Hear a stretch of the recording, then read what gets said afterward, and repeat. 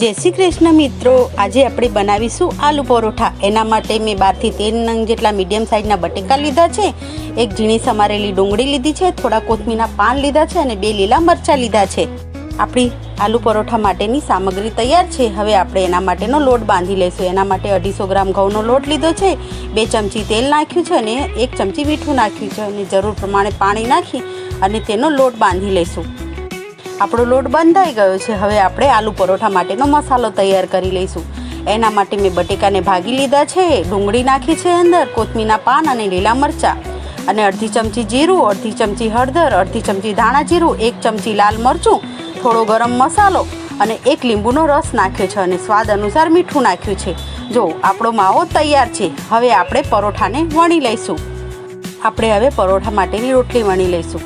જો મારી રોટલી વણાઈ ગઈ છે। હવે એના અંદર આપણે માવો ભરી અને આ રીતે જો કળીઓ પાડી અને માવો ભરીશું ને તો આપણો પરોઠો નહીં ફાટે। હવે આપણે એને શેકી લઈશું। જો પરોઠો શેકાઈ ગયો છે। હવે આને આપણે દહીં સાથે કે સોસ સાથે ખાઈએ તો ખાવાની ખૂબ જ મજા આવે છે।